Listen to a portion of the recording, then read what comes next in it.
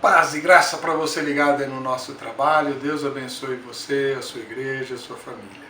Muito obrigado pelas suas sugestões, críticas. Quero também que você curta, divulgue e mande, sugestão de temas para que a gente aborde aqui nestes vídeos curtos, sempre destinados ao povo leigo, ao povo de Deus, não aos teólogos, que eles não precisam das minhas explicações.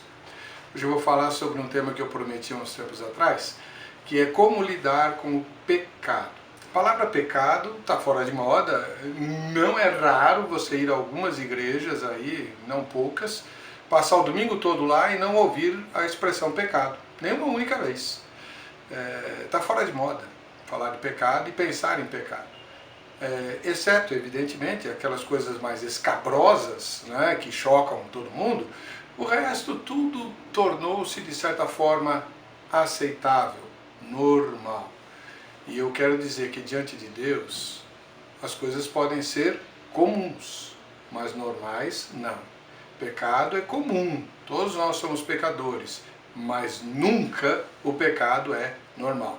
Então a primeira atitude em relação ao pecado é considerá-lo como uma excrescência. Tanto faz se é o estupro da Virgem Maria ou uma simples mentira. Tanto faz. Pecado é uma excrescência. Por quê? Porque se alguém tivesse estuprado, os estupradores, Jesus morreu por eles na cruz. O estupro deles levou Jesus Cristo à cruz. E a minha e a sua mentirinha branca também levaram Jesus para a mesma cruz e para o mesmo Calvário. Veja, a iniquidade, tanto faz se ela tem consequências medonhas ou não, as consequências só nos afetam, não afetam a Deus. O pecado afeta a nossa relação com Deus de maneira igual e por isso precisamos encarar o pecado como coisa nefasta. Precisamos lutar contra o pecado. O livro de Hebreus diz, no capítulo número 12, que nós não chegamos ainda ao sangue na resistência contra o pecado. É um texto forte. Entenda você como quiser esse texto, eu e você, ainda não chegamos ao sangue na nossa luta contra o pecado. Jesus suou sangue antes de pagar pelo nosso pecado. O apóstolo Paulo falava que esmurrava o seu corpo e o reduzia à servidão para não vir a ser desqualificado. Entenda você como quiser esse texto, claro, ele não está falando de se chicotear, como muita gente faz, né? Mas ele está falando de atitudes radicais para disciplinar a carne, a fim de que ela não cometa pecado.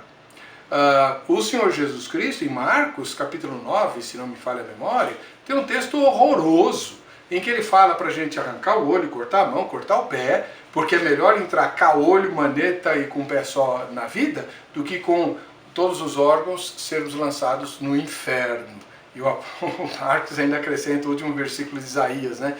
Onde o fogo não apaga e o seu bicho não morre. Quer dizer, a coisa mais horrenda que tem é ir para a condenação eterna. Então pecado é coisa muito grave, muito séria. Como lidar com ele? Uma vez que você concorda comigo que não são só os pecados morais, nem os escabrosos que devem ser evitados, mas também os pequenos, uma espécie de política de tolerância zero, vamos trabalhar. Né? Não como faziam os fariseus, né? Fazer o combate ao pecado na aparência exterior, mas sim na aparência interior. Por exemplo, primeira atitude é nos humilhar diante de Deus. Nos humilhar, sim. Os judeus faziam isso antigamente com pano de saco e cinza. Você não precisa usar pano de saco e cinza,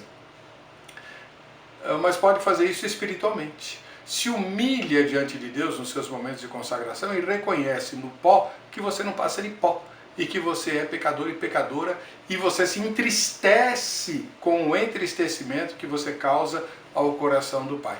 O apóstolo Tiago, na sua epístola, fala disso, né? Chorai, lamentai, converta-se o vosso riso em pranto, né? A sua alegria em tristeza, na hora de confessar os pecados. Pode conferir isso lá na carta de Tiago, o sargento, né? Do exército de Deus.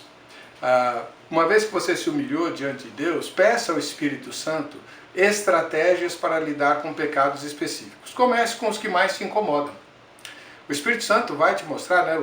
Davi ora, sonda meu Deus e conhece meu coração, vê se há em mim algum caminho mau e guia-me pelo caminho eterno. Como é que ele vai fazer isso? Ele vai trazer à sua consciência um determinado pecado. Vamos imaginar que seja, sei lá, o pecado do orgulho, da vaidade. Né? Você quer aparecer, você quer o tempo todo ter preponderância, comandar, etc. Como é que você vai lutar contra isto? O Espírito Santo vai te dar estratégias para você focar exatamente nisto. Né?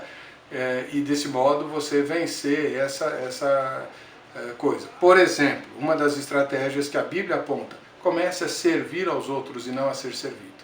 Isso quebra o orgulho, quebra a vaidade. E Jesus ensinou isso. Quem quiser ser o maior, seja aquele que vos sirva. Então, seja você o primeiro a servir. Eu conheci um casal de médicos que eu pastoreei, quando a gente fazia reunião nas casas, eles discretamente, eu via porque eu era o pastor, né?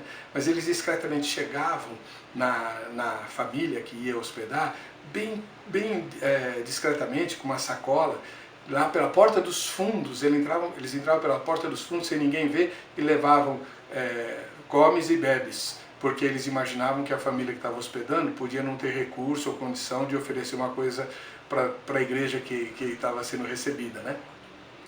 Eles serviam. Era um casal de médicos e eles serviam. Olha, eu nunca vi gente mais humilde como esses dois irmãos, né? Louvado seja o nome de Deus pela vida deles.